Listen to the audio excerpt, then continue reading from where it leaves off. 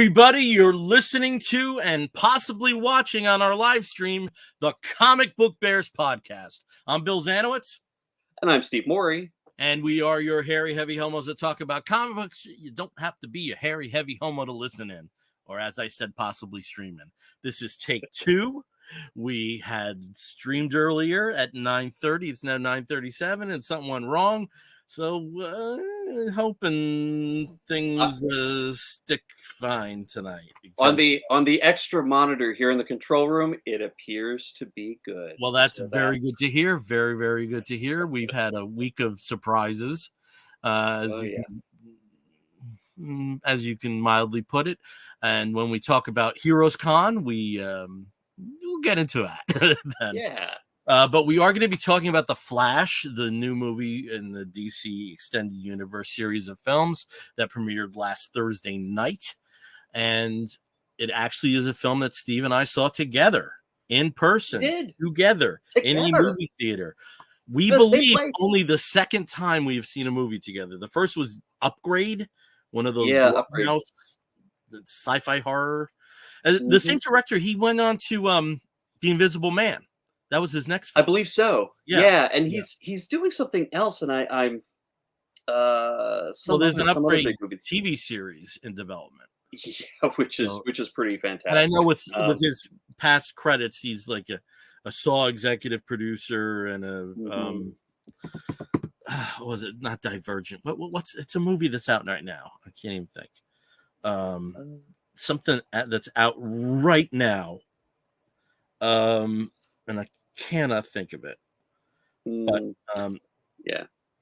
he has something going on. Insidious. That's one. It's the next Insidious installment, which I think is coming out next month. Yeah. So yeah, but he's definitely moved on to doing a lot of big things. I mean, he worked on all the Saw movies apparently, not in the director chair, but he's high school friends with Steve Wan. Is that his name? James Wan. James Wan. Yeah. Who, of course, has a big role in the DC universe of films with Aquaman. Mm-hmm. So it's all tied together in this multiverse. It's a multiverse. In other words, it's all who you know in the industry. Yeah. Get your jobs. But beyond The Flash, and we will be talking about the film itself, but also some of the ancillary issues in regards to its fairly muted response and box office this week. We'll also be talking about some comic books, our experience at HeroesCon, which is unfortunately not a very happy tale on some fronts, but we made the best of it. The whole trip was weird, but we'll get into that. And we got our other segments. We've got gets. Steve's got gets from the con. I have other gets. You may ask, why didn't I get gets at the con? Well, we'll tell you all about that. Oh, yeah. It's a lot to take in. It's going to be a lot to take in.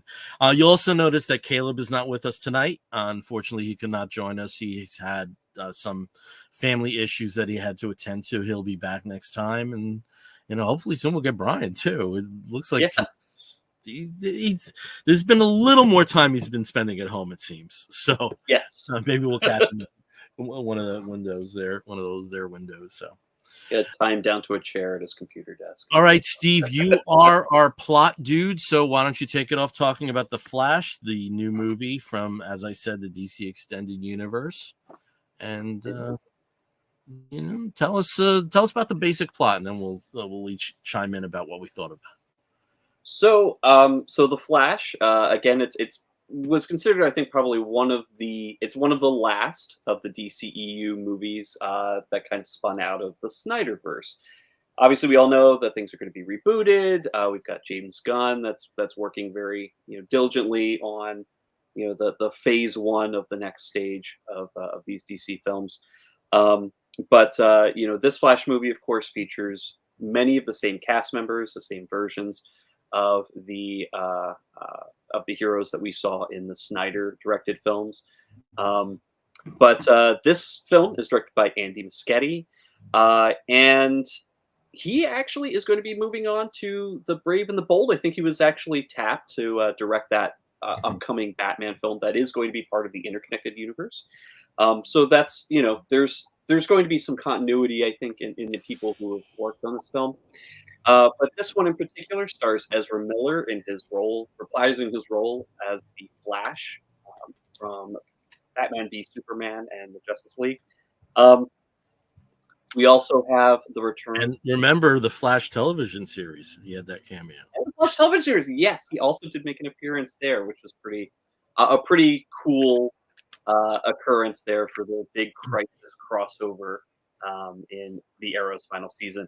That was really cool. That's one of those few moments of TV, especially this type of TV, where you're like, oh my god, that's Yeah, because there was nothing, there was no spoiler about that. That just came out of. it was a shock, it was a Yeah. surprise, and it was very cool. And then also we do have very. This is not a spoiler.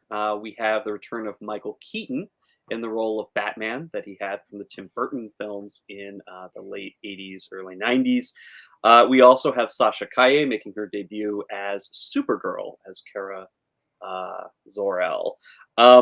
We also have in minor roles Ron Livingston and Maribel Verdú Verdú that play Barry Allen's parents, which factors into a lot of the plot and a lot of the reason why everything happens the way it does. So very basically, we're reintroduced to Barry Allen as the Flash, uh, doing a really cool, rescue, all sorts of things, and essentially sets himself up as the janitor for the Justice League. The big players, the heavy hitters, they make all the big crazy, have the big crazy battles with supervillains or whatever, try to avert disaster. But of course, a disaster and collateral damage happens. But Barry's there to kind of save the day in a very fun sequence that leads into the titles that has him rescuing babies and a dog. There's a microwave and a burrito in there, and there's a nurse. It's a lot of fun. It's a lot of fun to see. But Possible we also child slaughter never looked so fun. yeah, I'll exactly. put it that way. Possible infanticide. Yeah, just Yeah. but we also see the other side of Barry's life, where he is a forensic criminologist, analyst for Central City PD, and his life there isn't so great. Unfortunately, his coworkers don't seem to respect him. His boss definitely doesn't respect him, and with some other issues that he's had, and the upcoming parole hearing for his father, we're also introduced to Iris Allen, who makes her debut here in the film. Well, now wait a As second. sort Didn't of, she appear sort of in Justice League? That was not Iris in no, that rescue scene. Okay. yeah, no. So this is the first time she's making an appearance. And anybody who's like a super nerd of the Snyder Cut will probably prove me wrong. But this is the first time she's really appeared and interacting with Barry Allen. And in this film, or in the history of this film, they were really good friends when they were kids, and they grew apart College. in college. College. Yep.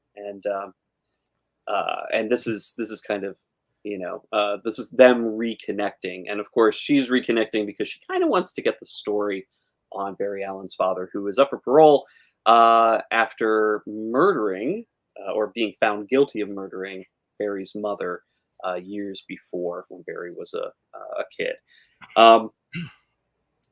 In this process, Barry discovers that he's able to go back in time. It's actually a very small thing that he realizes when he's trying to run really fast to get things done. And by going back in time, he thinks, I might be able to change things. He has a sit-down talk with his best buddy, Bruce Wayne, who, of course, warns him against doing this, but he goes ahead anyway in an attempt to change things so that his mother never dies, or that his father is home, and presumably would prevent the death of his mother, the murder of his mother. Well, he puts things into motion and ends up not back in the present, but still in the past, where he, or at least his alternative version, is only 18 years old. and still in college. So his mother hasn't died, but things clearly are not the same as they would have been. This is not the same world that he's found himself back in after changing something. Um, and through that, there's a lot of other changes too that they find out some really fun little tidbits here and there, some jokes, alternate reality jokes that pop up. But also, this is a world without metahumans. This is a world where there is no Superman. Um, where Batman's much older and has long since retired. And this is also, unfortunately, a world where General Zod has just arrived and is about to terraform the Earth, just like in the plot of Man of Steel from 2015. So um, it's a very interesting situation that they all find themselves in. Throughout this, they also do discover Kara Zor-El, or Supergirl, and rescue her. And Barry, of course, has been able to drag his other younger self along, giving him powers. Unfortunately, with the loss of his, in a way to try and set things right and to fix this world, save this world from destruction, but also find a way to go back home and live his life where again his mother is alive. It's you know sort of kind of the plot of what led into Flashpoint, the big comics situation that was used to reboot the DC universe in 2010, 2011. Um, but definitely very different. This is not the same thing, but it does have some, let's say, similar outcomes in the finale of this film. So no spoilers yet, but I think we're about to go into those. How'd you feel about this, Bill? Okay. I think it's a real shame that the lead actor has so much baggage, because he gave a great performance in this.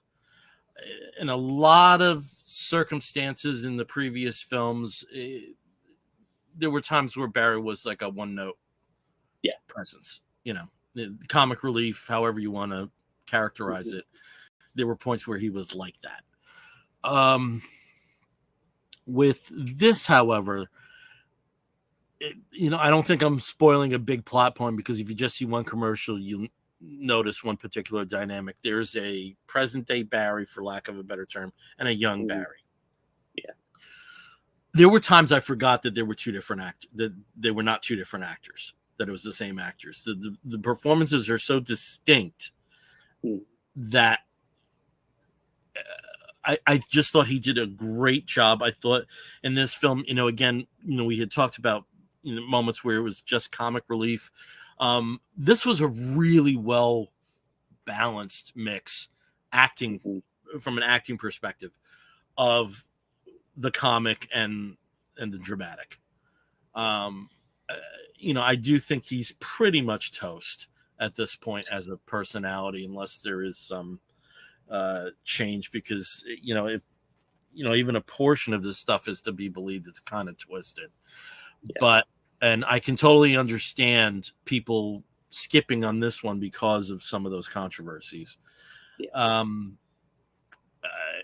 think his pretty much removal from the public eye is some testimony that he realizes that, and Warner's realizes that that there is toxicity whenever his name is attached. But I think it's a shame, because there's a very good actor there, and I never said that before. Through Snyder Cut, it was just like I said, he was the comic relief very often, and I felt here there was so much better, and that just goes to another issue that I would just want to talk about. The film is, I'm the biggest DC Comics fan in the world, but I am just as quickly able to recognize that many of the DC Comics films of the extended universe variety have lacked heart. And you don't have that here. It's a very heartfelt story. There certainly were moments where I was choking up. One criticism I had seen was if the film had just relied, if the film was just the first 20 minutes and the last 20 minutes, there's a great movie there. I don't know where I come down on that, but I did feel that what has been lacking in many of the other films was present in this. Hmm. The ones that really worked: the first Wonder Woman, the first Aquaman, the first Shazam, and Yeah. the second Suicide Squad. Um, Yeah. Yeah. There's things about those films that really sincerely work, and I also am not surprised that the box office response was muted, because it does feel like it's a a losing prospect at this point. We know Yeah. that after this year, this series of films are not going to be in action anymore, and there's also something to be said about the climate that we're in right now, where films stream 45 to 70 days after they finish their theatrical runs. And Yeah. I've certainly been guilty of waiting for the streaming to hit on numerous films. I understand that dynamic. There's still something called COVID-19 out there, and you have to take your precautions.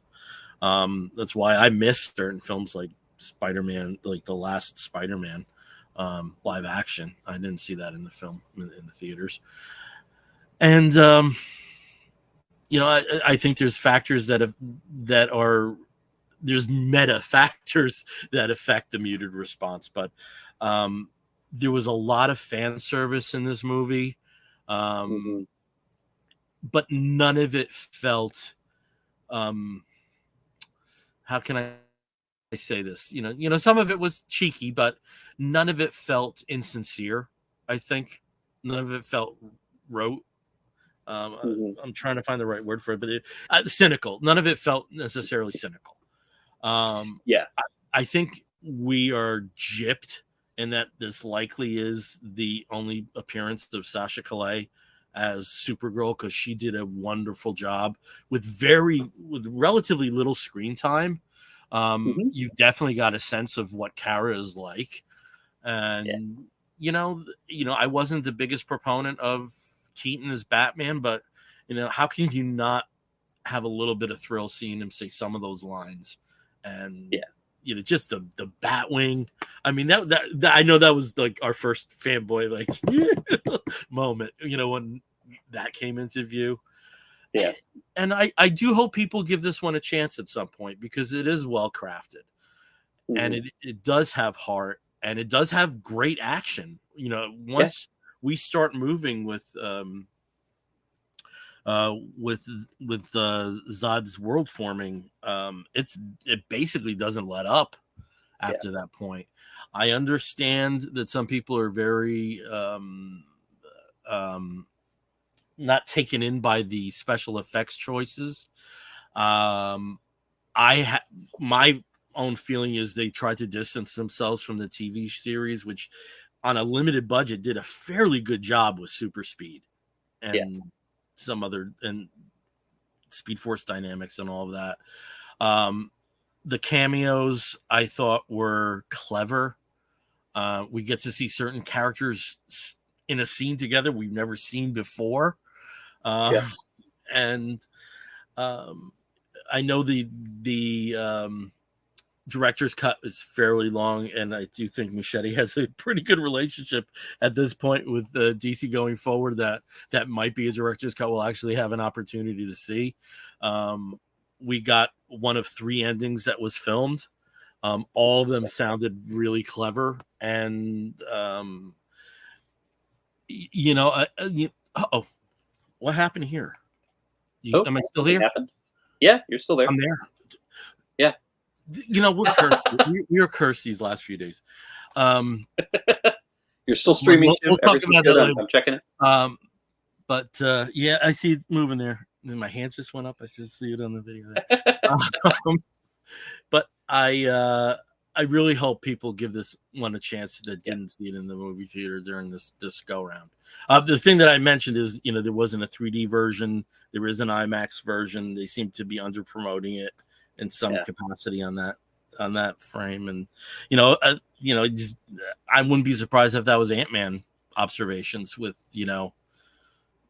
IMAX screens that were like 1/10 filled. So Yeah.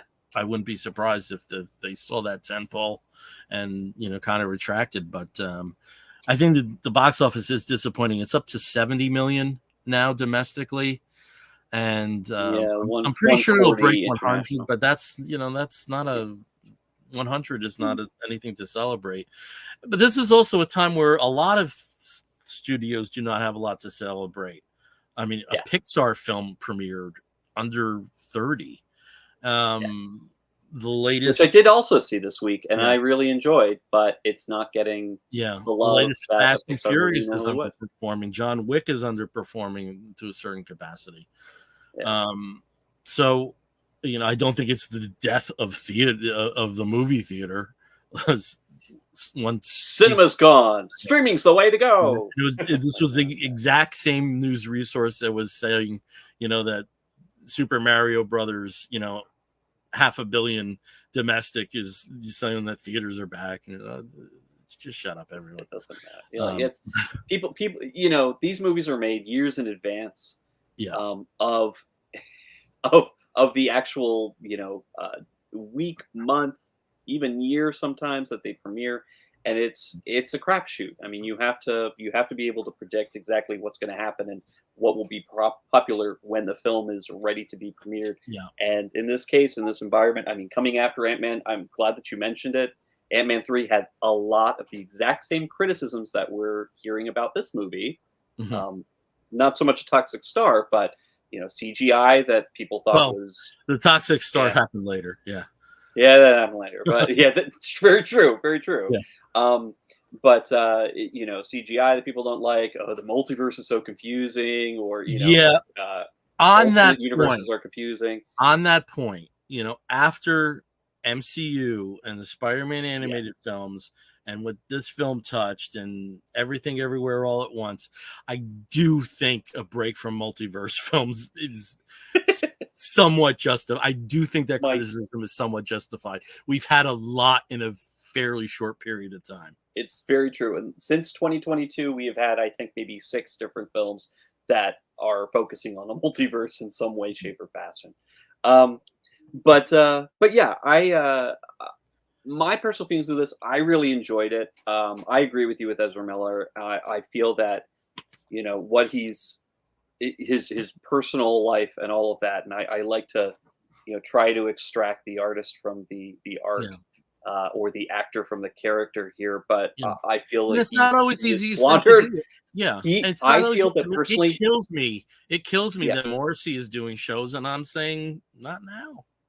Yeah, You know, I feel that Ezra Miller and many other actors who have fallen into these kinds of issues with their personal life being, showing them to be really terrible people or just toxic people, it's squandering their talent. It's really, it's a shame, because I would have liked to see more Ezra Miller Flash, Yeah. and I think we could have potentially had that in this new universe that's being planned, if what he's been doing over the past several years he hadn't been doing. No. But unfortunately, the great job that he did playing himself against himself, playing Barry Allen and a Barry Allen, and just did a great job.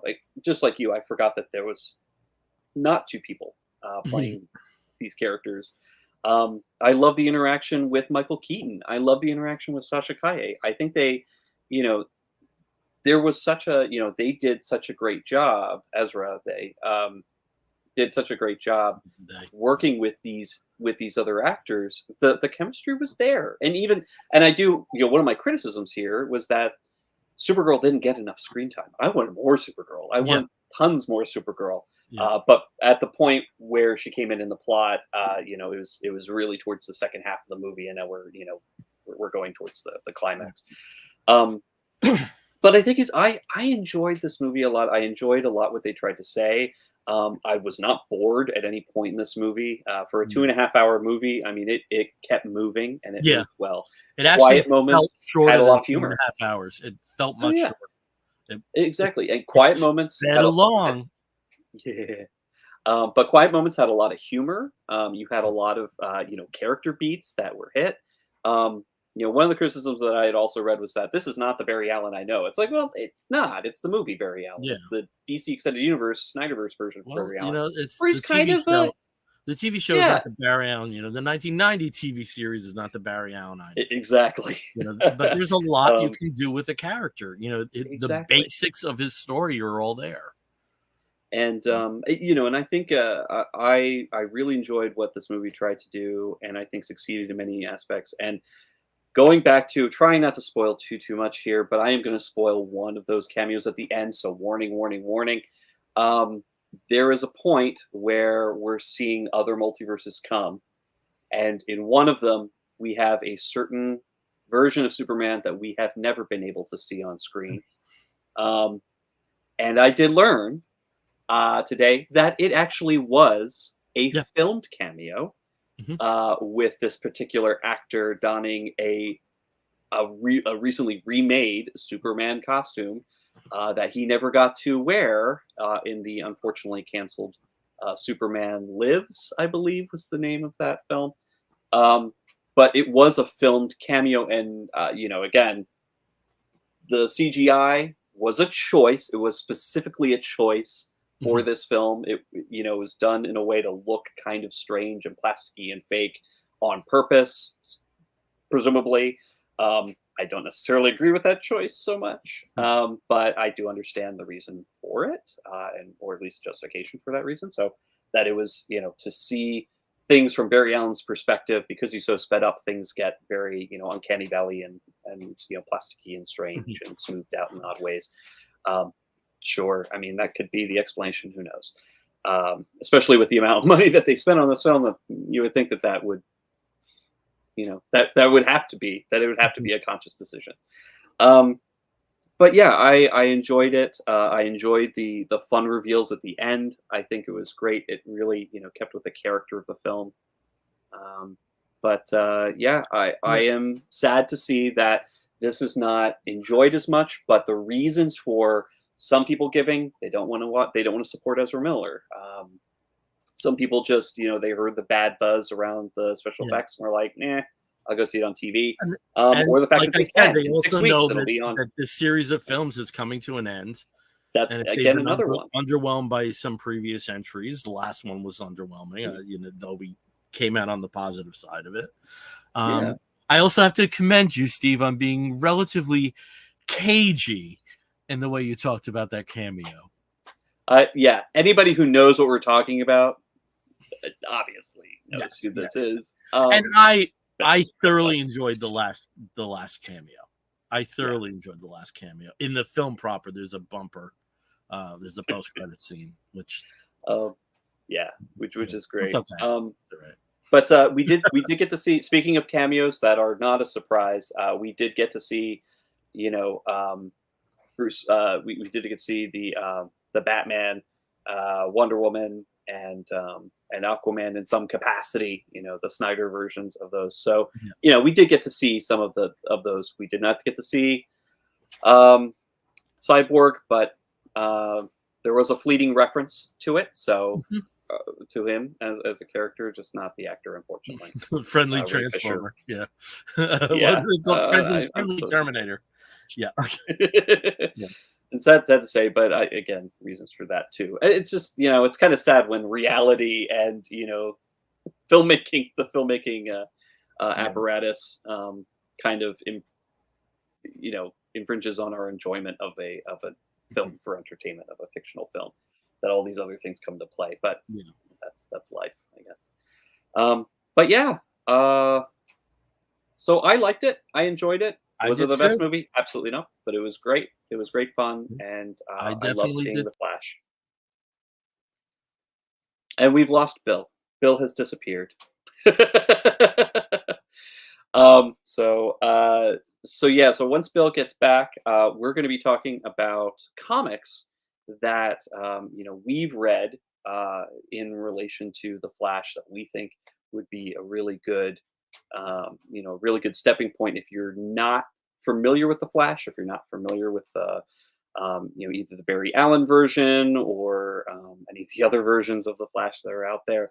Um, they're a good place to start. And I know Bill had a couple older ones that he wanted to talk about, and hopefully he is coming back.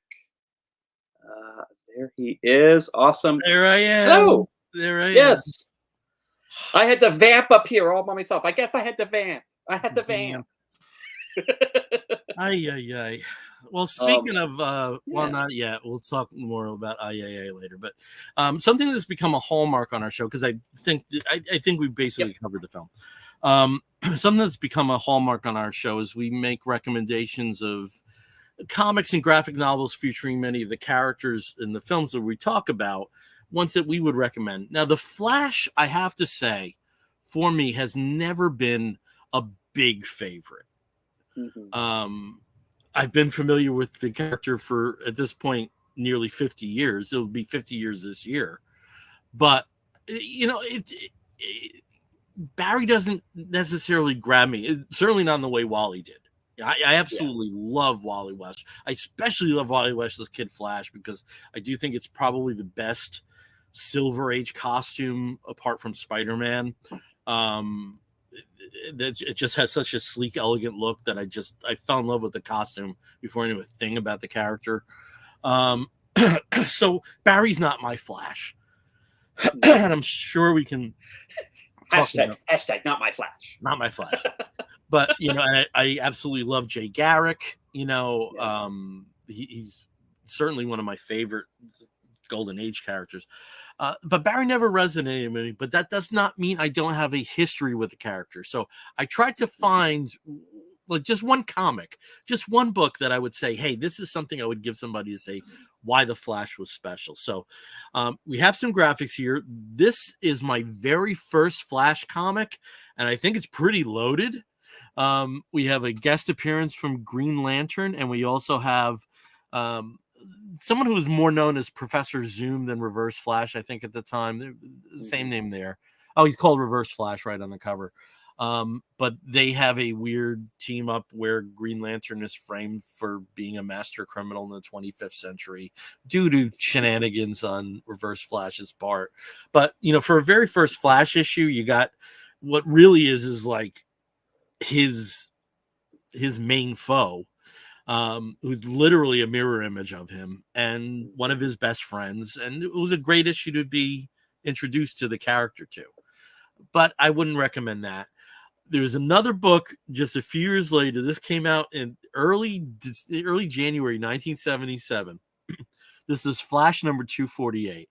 And this is one of the comics that if you had to run into the burning house, you would take. This is one of them just because of the story behind this. In January of 77, there were a lot of blizzards. There was a big one in New York State later in the month, but one of the very big snowstorms was right after the first of the year. And what happened with DC Comics at the time was they would publish certain books on a Tuesday and then other certain books on a Thursday. Usually the books that were published on a Thursday tend to be giants. Like if you had like a 50 or 60 cent book, it normally was published at the end of the week. So what I normally would do is I would go to the drugstore. Yes, the drugstore was where I picked up my comics, Main Street in Kindercamack Pharmacy. And I had gotten my books earlier from the Tuesday collections, and there was the big storm was coming in on Wednesday afternoon. And I wanted, like cards or candy or something. Now, I was 9 years old. Keep in mind, like, you would not let kids walk this distance by themselves today at all. But it was no problem walking like 6 blocks at that point at 9 years old and coming back. It was just the way we grew up. And my mother said, it's okay to go out, but you've got to be home before the snow starts. So I go, and I'm shocked because of the impending storm. They actually made the deliveries for the Thursday books a day earlier. So this book I was totally not expecting was on the stand. So I had enough money and I got this book and I got home, and literally as I opened the door, the snow started. So I may have used the Speed Force, I'll say, to get home before the snow started with my little 9-year-old feet running down the street. But it's just a very fond memory. And you'll see here there's like this master villain looks a lot like Carmine Infantino, who had just been removed from DC as their editor in chief. So there's some meta stories going on. There's a lot of meta history with the Flash. But the book that I would recommend the most is a book that was before I started reading. This is Flash number 215. And you see here, Jay Garrick it is a beautiful Neil Adams cover. There's a lot of death and implied death in regards to the Flash covers from the Silver and Bronze Age, and this is no exception. This was my introduction to my favorite DC villain, who was Vandal Savage.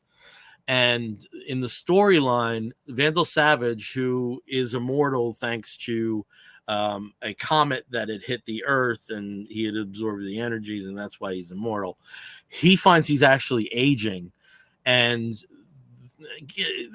Vandal Savage is very big on kidnapping, and he like kidnaps the Flash so that he can use their energy to resustain his life, to go back in time at the time of the meteor that hit the Earth in Neanderthal times. And they do that. They reluctantly help, but it actually turns out he's too close to the meteor and it kills him, or he appears to be killed. So that's the Vandal Savage story.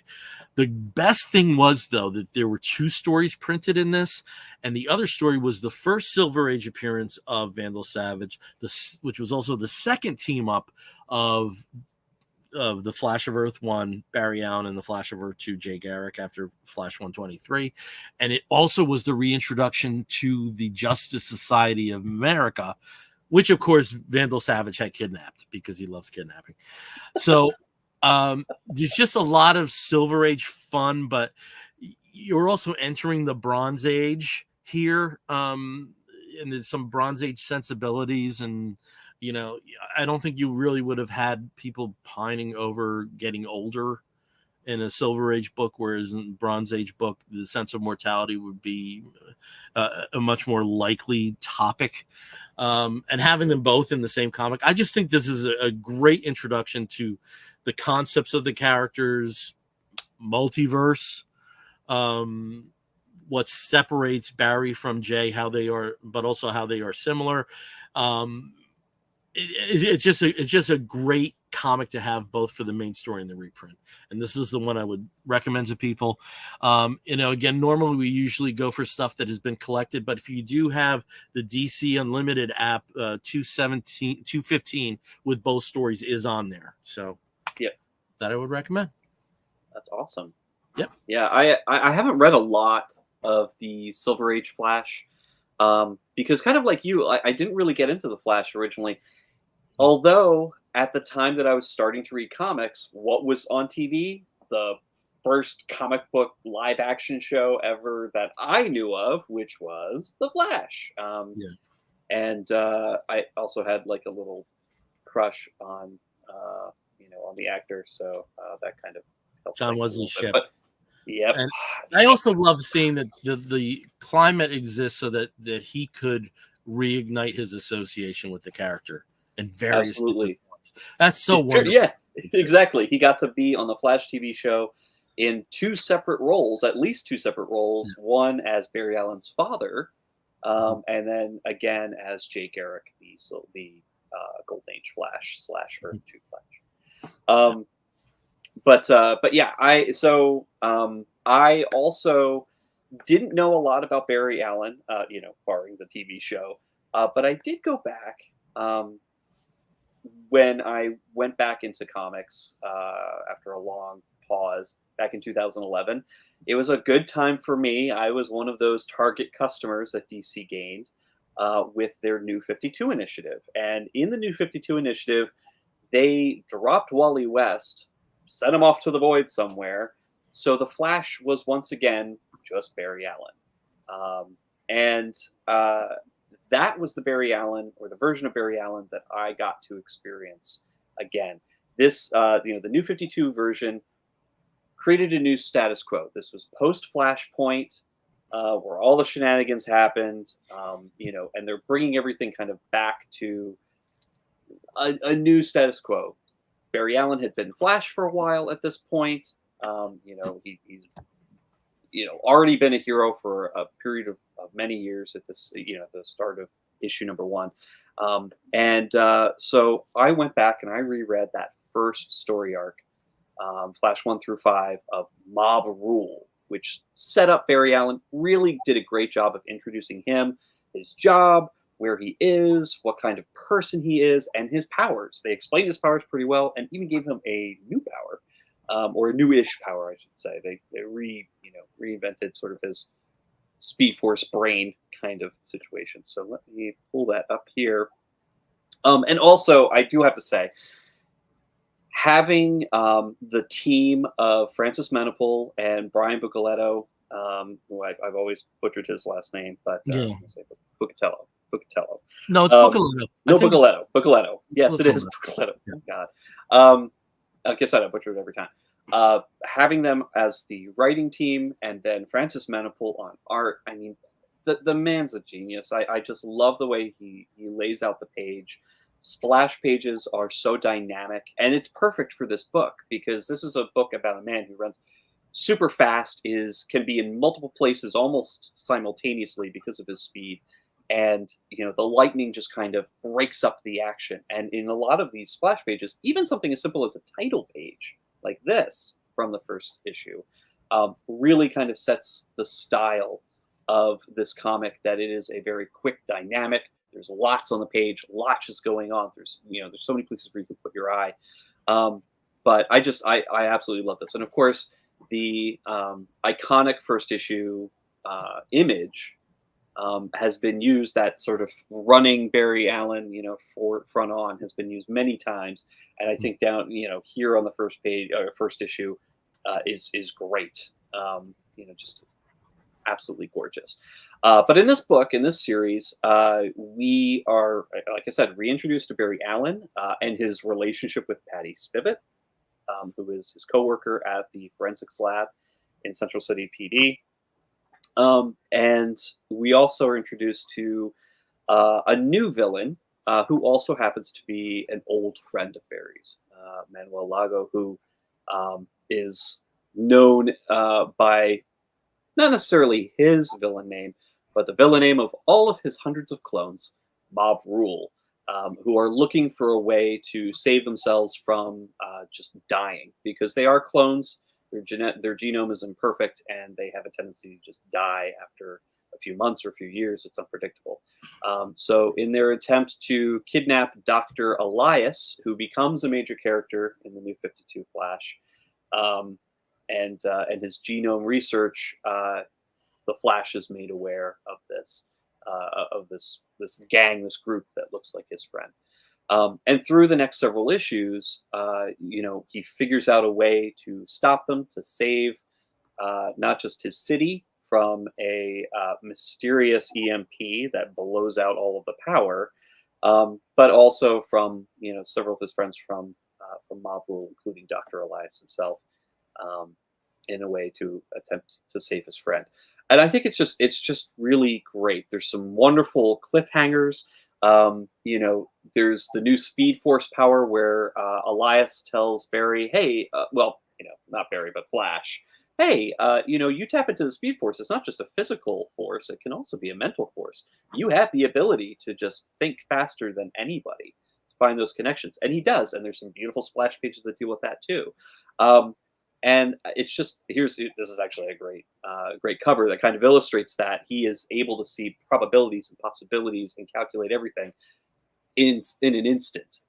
And Manipul does a really great job here, but then also within the issue, kind of showing what that looks like. But the story, again, it's only 5 issues. Really does a great job reintroducing Barry Allen in the New 52. And it is also, if you can't find the collected edition, it is on the DC Infinite app, so you can also just take a look on that. And I believe the first issue is free, so if you aren't a paying member, you will still be able to read the first issue.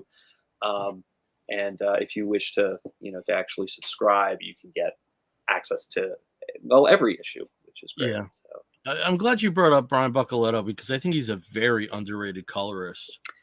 Yeah.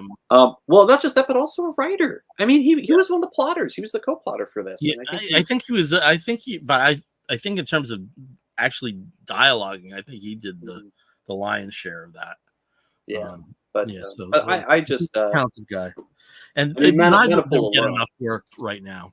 They I know. the last thing I remember Manipul on was Justice League No Justice, and even that's like a few years ago at this point. So Yeah, I think he is doing some other work, not with DC necessarily, mhm. but yeah, I mean, I would have if this were 2011, 2012, I would have Yeah. thought, okay, Manipul's going to be your But like one of you your know, big and it's artists. also a situation where he hopped from the Flash to the same team on Detective Comics and then on Yep. Trinity. So there was a long time where you had a Francis Manapul book every month.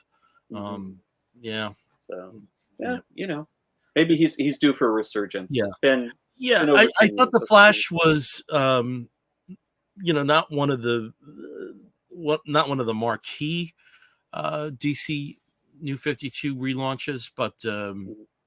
it certainly got the character. You know, Yeah, they certainly got Barry, and and I could tell you right now that I have every single issue of the Flash that's been published and all the tie-ins and specials and annuals and everything since 2011 yeah, because of the impression that it made on me. yeah, I've got a big backlog of what I need to read, but I was yeah. reading religiously for like the But first there's 6 7 years of it. been good writers. You know, Joshua Yeah. Williamson did Oh some yeah. great stuff. You know, Van Jensen has been on it. I just repeated stuff a little too often, but that was fine. The guy that's on it right now, Adams, is very good. Um, and I believe 800 is it 850 issue 850 coming out. There's a big 800. anniversary issue that probably might have next DCBS box. Yeah, Um, 800. It's coming out 800, the same month as Wonder Woman 800. So yeah, you get and two I think it's two big returning to anniversary the issues. legacy numbering after that Yes. point. Yeah, so They were doing the legacy numbering. No, they were already doing the legacy numbering, but I they think were now they're doing going to the be starting legacy over. numbering before New 52. So the tail They end of were this. after Fastest Man Alive, Yep. I think, or it was just before Fastest Man Alive, which was when Bart briefly had the Flash. Yeah. It's I don't know. It's all getting Yeah. 80s. It's all All crazy, getting 80s. but it has been legacy numbering up till now. But I think they might restart the numbering at least for temporarily, and then they'll go Yeah, back probably issue yeah, 900 or whatever. So yeah, Um, but yeah, so those are I think those are pretty good places if you want to yeah. read more about Barry Allen. Yeah, and There's some there's great other stuff out great ones. You know, Mark Waid had a very long association there. with the title during Wally's years. Yeah, Grant Morrison and Mark Millar had their run, and then Jeff Johns. That was really his breakthrough. You know, yeah. much more than Stars and Stripe, or I mean, from Flash, he got the Avengers gig, and Mhm. just his trajectory that just kept going upward and upward, and Yeah, especially with Wade and Johns, some of the stuff they did with the Rogues Gallery is just great. absolutely. See now I'm thinking of like other things I could have provided except for other than But that's good. I mean, that just good goes to show stuff. Yeah, there's a lot out there if you want to yeah, read about some good Barry Allen stuff. I mean, yeah, I and mean, good Wally eh, West stuff. Very good Wally and West. Wally West. If you're a Wally West fan, who is the Flash now? In the main comics title, he's Yeah, the primary Flash. Barry's still active though. Barry's still He is. active He is. as in terms of the superheroics. It's more relies on Wally than anything else. The Yeah. Barry is kind of a he's kind of almost like a Illuminati figurehead. Um, really, that's basically his role. But he's still out there. I mean, um, there's still Barry out there. And, we'll see what happens post Yeah. Dawn of DC to do Justice League. All this exciting stuff happening. All right. So Steve and I were together for HeroesCon in Charlotte, Yep. North Carolina. I flew down first to Charlotte and then to Winston-Salem, where Steve and his husband Jason live, and we got together for the first time in 2 years because of COVID. Right? Yep, yeah, because the Baltimore. last time that We didn't do we were in the Baltimore last same year. physical place Yeah, was it was Baltimore. 2 years. Yeah, 2021. Yeah. So, and things didn't go as planned for me. Let's just put it that way. No. Let's just say the first day was a good day. The The first first day day was a went out very good day. great. It was the day that was expected. I did my con shopping. I have my issues with I have some issues with my feet, so I do more panels than usual. But we sat through some really good panels. I sat through the Absolutely. back issue. I don't want to say sat through, so it makes me like I could tolerate it. But I saw the back issue panel while you were at an LGBTQIA panel, and then we met up for first for the for the Jeff Smith Bone panel, which was Who's on excellent. screen now? Oh yeah. Yeah. And then after that, we went right back into the same room for Jonathan Hickman's panel. So, yeah, Yes. so we got some good stuff. Ran into people that we were hoping to see. And when the two of us went out to dinner with John Carpenter, not the director, the other John Carpenter in North Carolina, all of a sudden I woke up in the middle of the night after being asleep for about an hour in tremendous pain in my foot. And I thought it was a very bad sprain. I basically could not walk. I did not get much sleep. As the day went on, it was pretty clear it was not a sprain, but it was a severe gout attack. The worst I've ever had. There was a point I basically couldn't walk.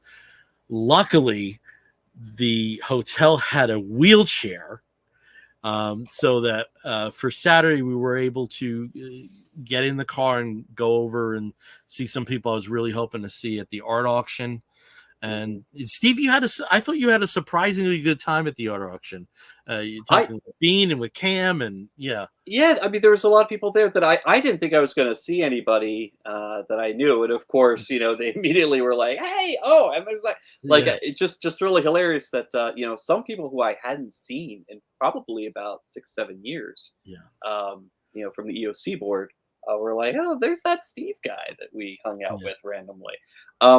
But it was the art auction was wild. This was the first for the 10+ years that I've been going to HeroesCon.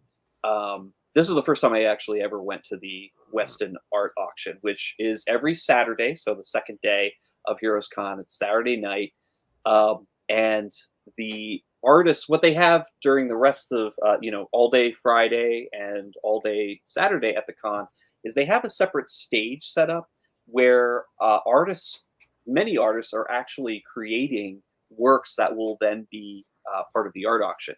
There are already there are commissions that have been pre printed, pre painted, whatever, pre embroidered, Yeah. as it Oh, were, wonderful.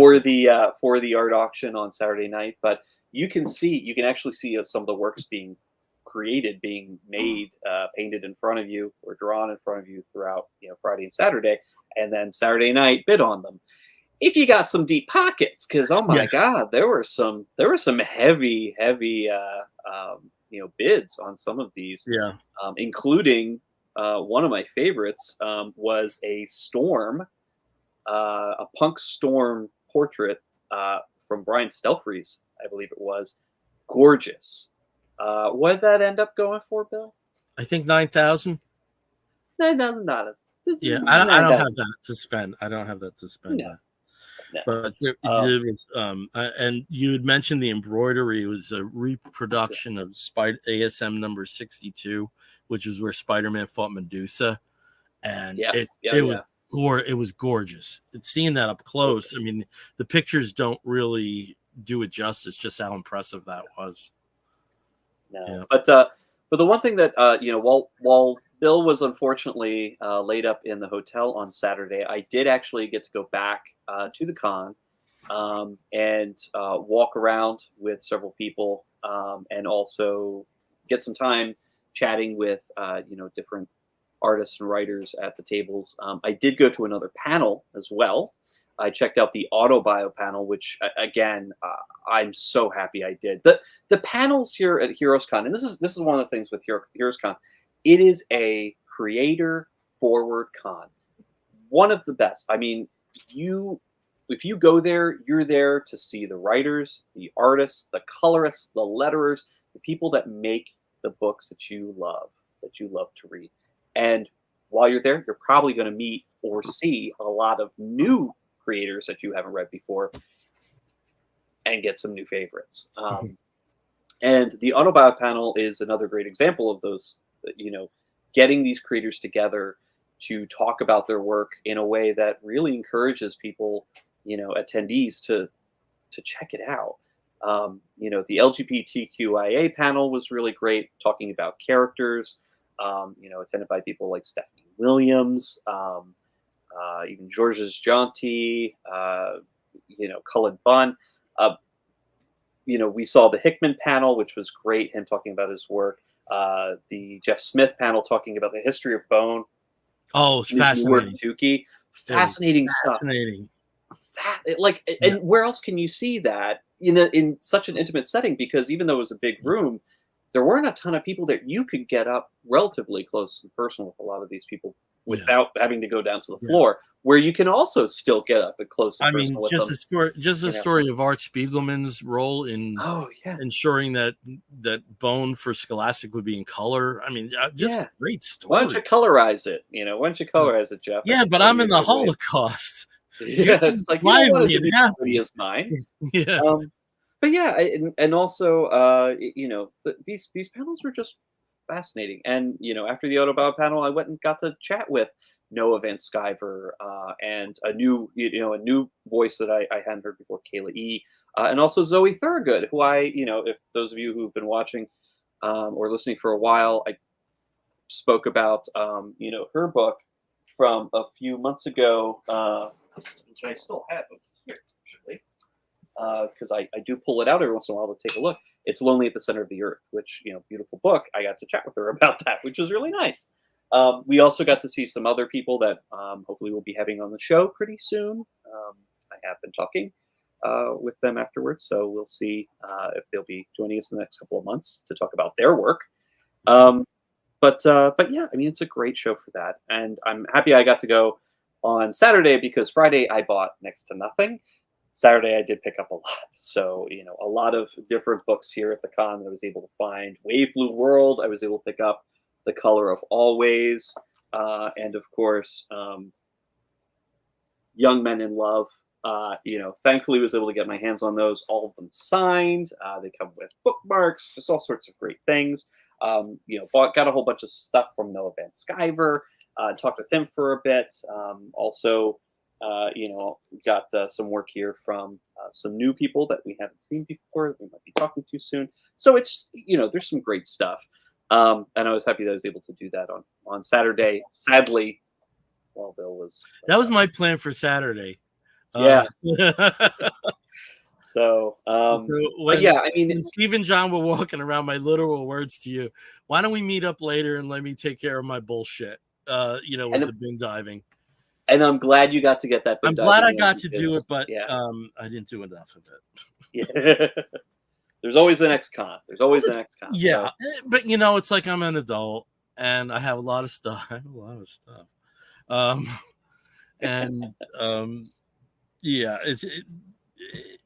If I were like in my 30s, I would have felt like so gypped to only have one at that. But it's you roll with the punches. I much rather would have been at the con than in a half awake stupor with Unsolved Mysteries reruns on the background in the hotel room. You did have that on. You had the Pluto TV Unsolved Mysteries channel on when I left later, and when I got back. And then later, and then when you got back, it was Ancient Aliens. I put that on, which is not stuff I normally watch. What are you gonna do? What are you gonna do? You were a little bit late this evening. But it's also worth mentioning that the chaos didn't end there. Like the Flash went off relatively smoothly.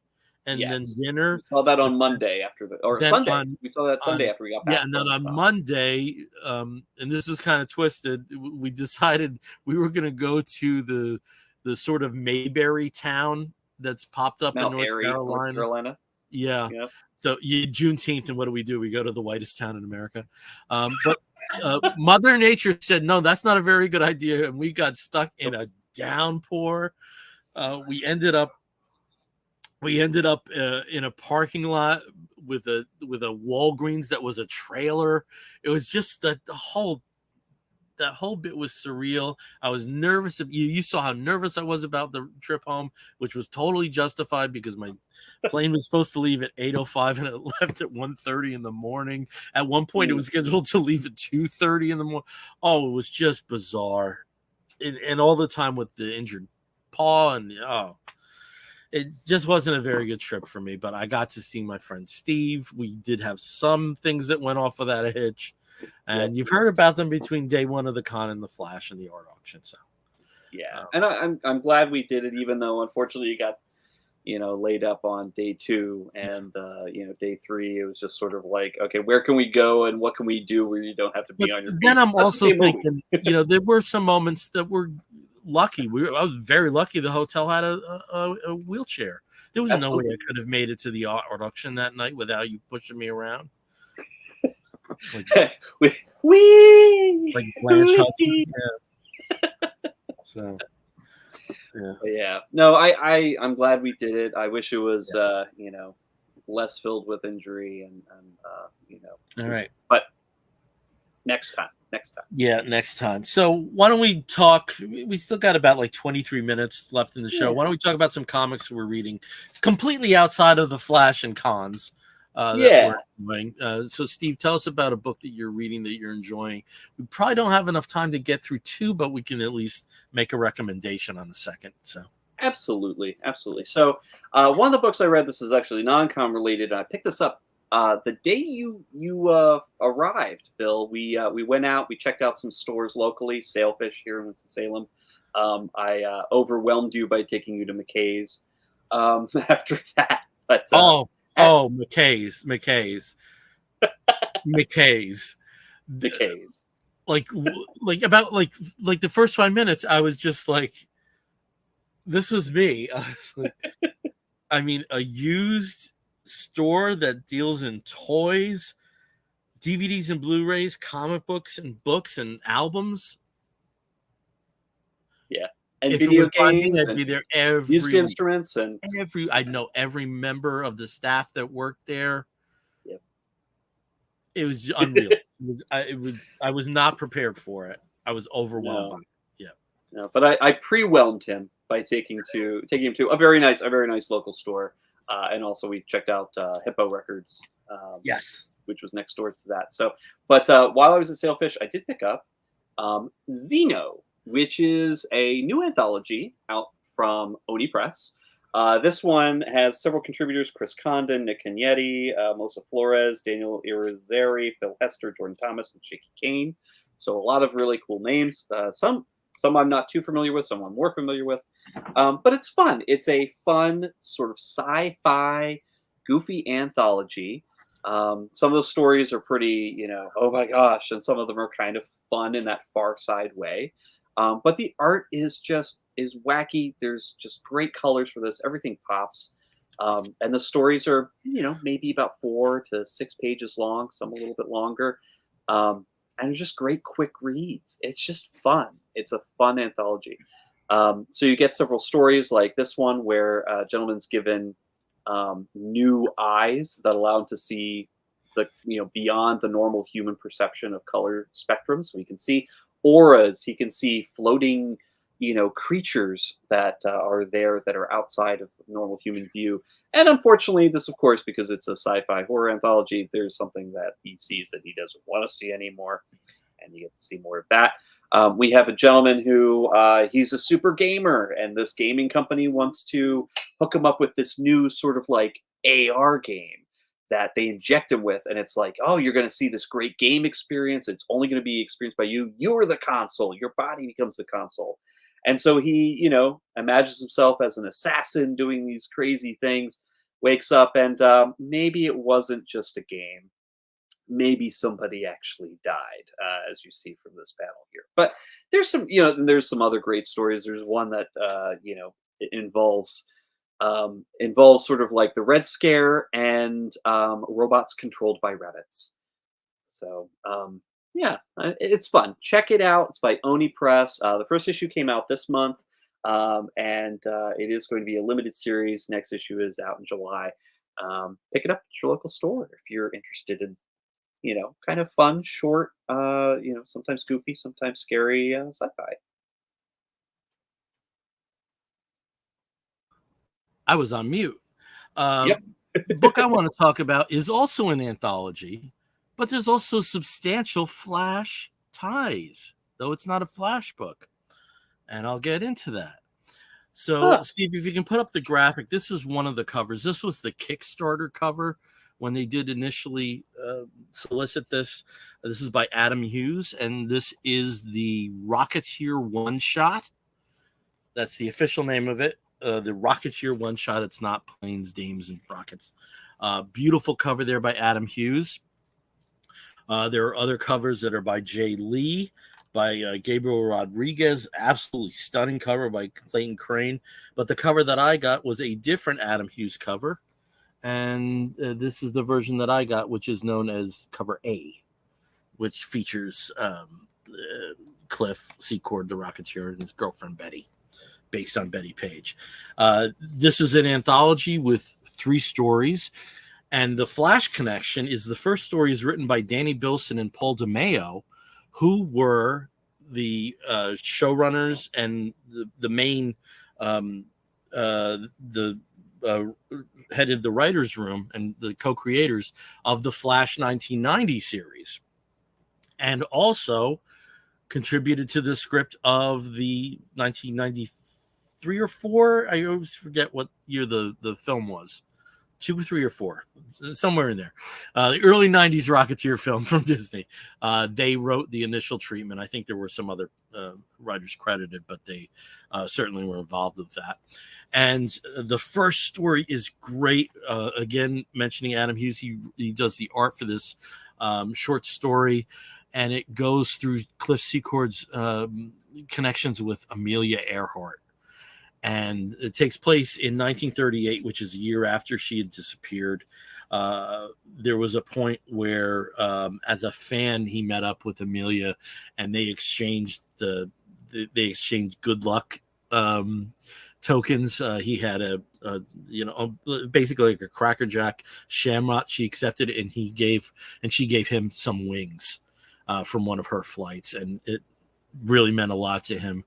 And again, this was at a point where she had been missing for a year, and he goes to the Aleutian Islands where she and her co-pilot disappeared, finds some brief bits of wreckage in a camp, but nothing else, and it stays a mystery. But it's a really touching story about the particular connection that aviators have with one another.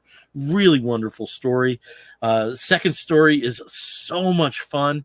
Written by Kelvin Mao with art by Craig Cermak, about Betty wanting to go to a particular lecture and Cliff is late. And there's also some thieves at the lecture and Cliff's dog is involved. It's a really fun 8-page story. And then there's a third 8-page story that is written by Robert Wyndham with stunning art by Jay Lee. 4-page story that basically tells you everything you need to know about Cliff and Betty's relationship in 4 short pages. There is another Rocketeer miniseries that's coming out in July through IDW that's not connected to these stories, but if you need a little bit of Rocketeer fix for $4.99, you certainly can't do worse than this, the Rocketeer one shot from IDW. Cool. That's and just so you know, the Rocketeer film was 1991. 91. Okay. Yep. Okay. Yeah, 91, directed by Joe Johnston, starring Billy Campbell and Jennifer Connelly. I remember when that came out, they promoted it so much on the Disney Channel. It was like constant making of and clips of and everything, and I absolutely love the movie. Yeah. And I had no idea that it was related to comics. And there hasn't been a hell of a lot of Rocketeer merch out there. There's statues, there's some figures out there, but a lot of the mass market merch is related to the film. And for a long time you could find stuff at really inexpensive prices, and now they're slowly going up. So I wonder, there might be something else along the way. So Steve, go ahead.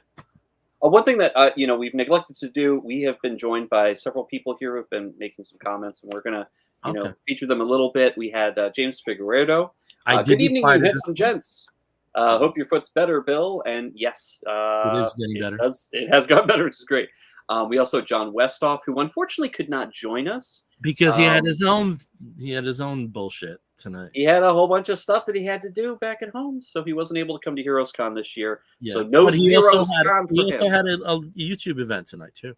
Yes, Yes. exactly. So, the Hell art that is yes. donated is always insane. Very true. And he did Very true. mention, of course, Bill Zenowitz is pretty much hell on wheels. Hell on If hell, wheels. if hell goes, And as I was telling people, I am not a natural when it comes to navigating with a wheelchair. I would be an absolute failure at murder ball. I would be dependent upon the kindness of familiar people and strangers. It would be, I'm more determined to get in better shape than ever before after spending just like 4 hours in confined to a wheelchair. So maybe this is a I good mean, thing. little door jams are your arch enemy, Bill, when it comes to being in a wheelchair. That one hump in the oh my god, that one hump in the It's hotel room. like, what were they doing? It's just a We little also are. tiny thing, yeah. Hey, I know. Tony. Just can't roll over. We got Tony Gilkinson joining us. Hey guys, went on a walk and have been listening, but forgot to say hello. Hey, So Tony. hello, hello, Tony. Look at Tony's Um, pose. I know. Yeah, for those of you who are seeing, you get the pose right there. That's Yeah. pretty cool. So, but yeah. And Thanks Bill, for you were joining saying, me. yeah, you were saying before I rudely interrupted with. I was just saying that, if we have another book that we can very quickly recommend, we should. Yeah, so I'm going to very, very quickly recommend it just because I picked it up at the con. This is one of the books I picked up, and I've actually had a chance to read. Is Noah Van Sciver's My Hot Date, featuring a very young 12 to 14-year-old Noah Van Sciver. It is a true story, and as it says, it's over 2 million copies sold. Well, not really, but it is his best-selling book, which is pretty cool. And reading it, it's easy to see if you really want to see the most embarrassing, or what he has said is one of the most embarrassing times of his life, drawn large on the page. Definitely check it out. My Hot Date by Noah Van Sciver. His was one of the booths I really wanted to hit. It was fun. I did have a nice chat with him. Yeah. So And my book, I know you have a graphic, but I also have a different cover. And this came out last month. Issue 2 came out today. I haven't seen it yet. But this is a book I was very much looking forward to, and it did not disappoint. And that's Titans #1, written by Tom Taylor with art by Nicola Scott.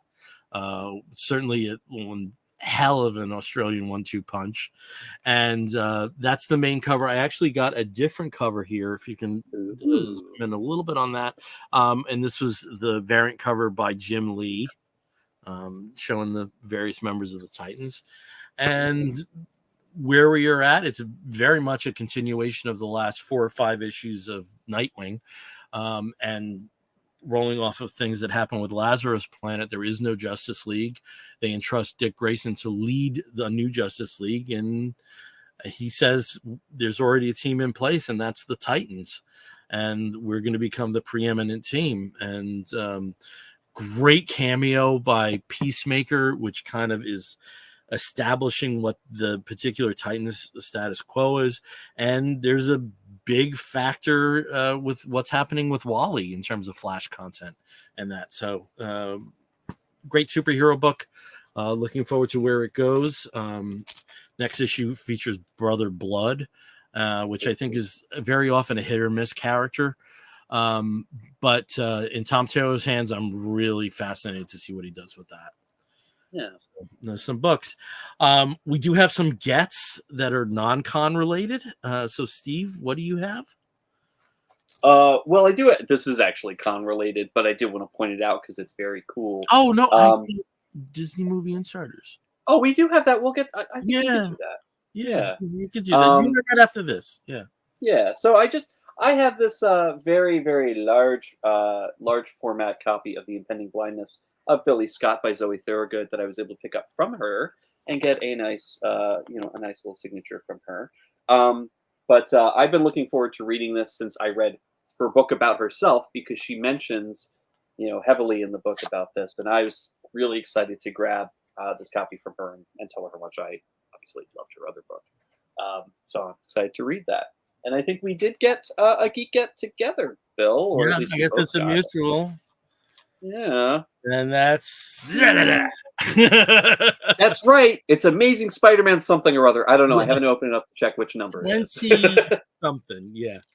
We're not going to know because you can't tell from the cover. But it's another one of our wonderful Disney Insiders free variant covers. This one showing off Infinity Gauntlet, but with Pete as Thanos. Um, and Goofy as Spider-Man. Minnie as Captain America. Just, Mickey as Sorcerer Supreme. Well, my favorite, Pluto is the surfer. The Silver Surfer. I just love that. It's just adorable. It's just really cool. And Yeah, that's the latest of them. We've advocated for this many times, but join those rewards programs because you get gratis free shit stuff. like this. It's so much fun. Yeah. So for my geek get, I'm old as sand. I just talked about reading The Flash in the 70s. And in my day, if you got an action figure based on a superhero, it was from Mego. And Mego is, after they reactivated in 2018, are celebrating the 50 years anniversary of the world's greatest superheroes line of 8-inch figures. And this is the second wave of those. This was intended for the first wave, and these are in, what are consistent with the original boxes that came out in the 70s before they went to where they went into peg formatting. So here's Green Arrow, which was one of the most elegant figures that they produced in the 70s. And we also got the villains. So we got 3 of the 4 original villains repros. So we have the Penguin. Ooh. We have the Joker. Nice. And we have the Riddler. Again, these were, very much inspired by the costumes on the Batman 66 series. Mm-hmm. So it's almost like, a few years later, they had a Batman 66 one. And then, they're sprinkling characters that they didn't issue as figures in the 70s. So this time around, since it was a villain-dominated wave, got Reverse Flash. And this is a really nice figure. Really nice. Yeah. And it's amazing. I think this is Manapul and Bucoletto on the back. I think that's their stock art. Probably is, actually. So it's all tied in. That's so cool. You know what, Steve? I brought this out. I wasn't going to talk about it, but this was another book that you could talk about since it has 2 of the 3 main characters from The Flash in a multiversal situation. Crisis on Infinite Earths. When you talk about Kara and Barry, big developments for those characters in here. Not for positive both of them. Big developments, but if before I go on my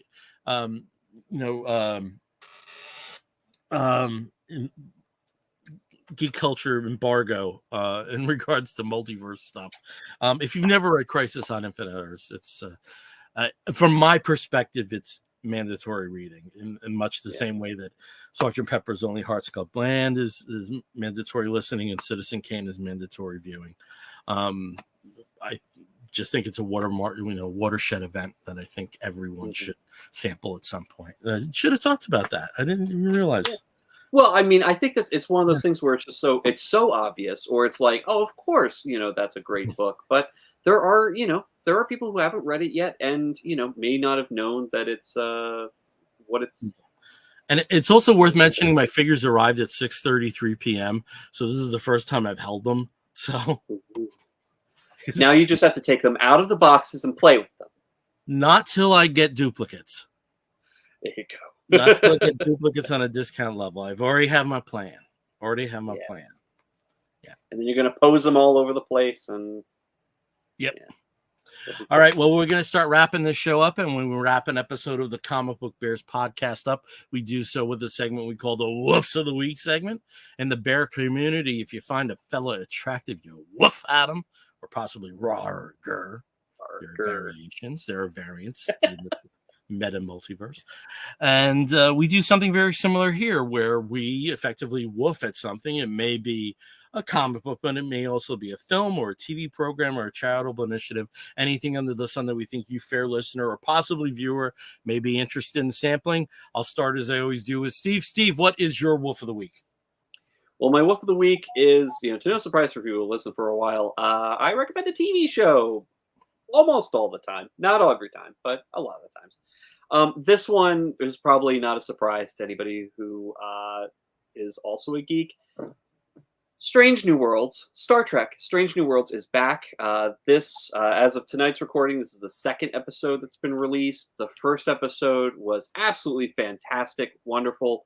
Introduced a brand new character in a brand new species, played by the wonderful Carol Kane. Oh my God. The future Emmy-nominated Carol Kane. Future Emmy-nominated for some Carol. Best Supporting There will Actress be no on TV. justice if she's not if she is not earmarked for one of the either guest appearance or supporting actress. Oh gosh, I am so excited to see more of her. Oh my God, she would just, she owned every frame of content she was on. Oh, wonderful. And this is such a wonderful cast overall. So she's already joining a great cast of people, and just is a wonderful addition to them. And then the episode for this week, again, there's not a lot of continuity necessarily in these. There's a lot of like one week, one episode, one story kind of situations, kind of with the much like the original series. Yeah, much like the original series or the Next Generation. But the second one is a trial episode for those of you who remember all the way back to the original series, The Menagerie, which was kind of a way of recutting and representing the original pilot. There's some callbacks to that. The Cage, yeah. There's some callbacks to that here in this episode. There's also callbacks to the Data trial from the Next Generation. I almost just broke down in tears with this one. It was beautiful, with again another wonderful guest appearance by another actress this time, and I've just forgotten her name, and I apologize. But she also played the character of Bilquis in the recent Neil Gaiman American Gods series. So if you loved her in that, you will love her here. She is fantastic, just all around, just a great episode, and hit after hit after hit. See it if you haven't watched Star Trek: Strange New Worlds. It is all available right now on Paramount Plus in the US, and I believe Netflix elsewhere. But yeah, check it out, please. Okay. And also mentioning we watched that together, the first episode together. That was cool. All right. My wolf of the week goes out to something else that is streaming. It is a documentary film, and there's been a little bit of invented controversy over this, and that's Stan Lee on the Disney Channel. It goes through his life and career. It's all taken from audio, so he effectively is the narrator of the film. You do hear little bits from some other people, Joan Lee, Roy Thomas, Jack Kirby, Joe Simon. There's a couple of other voices in there, but it's mostly Stan's voice. And the actual chronology is a little bit twisted, but not so much that it takes away your enjoyment from it. And I've always felt whatever you felt about the various Stan controversies. Yes, he was a self-promoter, but he was also probably the best ambassador for comics we've ever had. And it's not hyperbole to say, if he did not take the steps that he and Jack did with Fantastic Four #1, this podcast might not exist. That art form may have taken very different turns at later points, which may have been valid, but comics as we know them owe a lot to Stan. It's plain and simple. And there has been some controversy with some comments from Jack Kirby's son, and the usual people that think Ditko did everything, Stan did nothing. All I can say is read one issue of any book that Jack produced after he left Marvel, and you'll see what Stan Lee's contribution was. I've always said this: Stan was never better than when he was with Jack, with the possible exception of those first 41 Spider-Man stories. And certainly Jack and Steve were never as good as they were with Stan. and they don't shy away from that particular controversy or where Stan fell, where he came down on it. And for people with the commentary, I mean, I watched it just earlier today. There's a tremendous amount of bandwidth dedicated to both Jack and Steve. Tremendous amount of bandwidth. You wouldn't necessarily see that with some other interview, documentary topics about their co-creators, So, I mean, I do think some of Stan's bad rap is justified in the kind of Carnival Barker aspect, but at the same token, the man did a tremendous service to the art form as we know it, and I think you do come away with that sense from this film. And just especially to see footage from the Marvel conventions in the 1970s, and there's a Tomorrow Show appearance with Tom Snyder with Julius Schwartz and Carmen Infantino and Stan, and a failed TV pilot that Stan did. And I gotta tell you this, I mean, I don't, this is not something you normally would say, but there was a period when Stan was with the toupee and the full beard with it. There was a window in the 70s where Stan could get it. I mean, I'll be honest. You heard it here first, folks. And I enjoyed seeing that too, but I do think he was, even if some of it was bullshit, and if he got stuff wrong, he often did in his recollections, but he was just a great teller of stories, and that comes through in this documentary. So Stanley on Disney Plus. Cool. Yep. Awesome. All right. Well, that's our show. Again, we are the Comic Book Bears podcast. You can find us on the Twitter and the Tumblr and the Instagram as Comic Book Bears. You can find us on the Facebook as Comic Book Bears Podcast. If you want to listen to us, you can download us through Apple Podcasts. Listen to us through Stitcher Radio and many of the other podcatching platforms. If you want to write to us, you can do so by sending an email to comicbookbears@gmail.com. If you joined us through Facebook Live, thank you. If you are watching this later on YouTube, thank you. Please like and subscribe. And we'll be back in 2 weeks. Until that time, I'm Billy Z. And I'm Steve Morey. You're going to hear a woof and an explosion. If you're listening to the audio version, we'll be back in 2 weeks. Take care, everyone. Bye. Woof. Boom. Grr.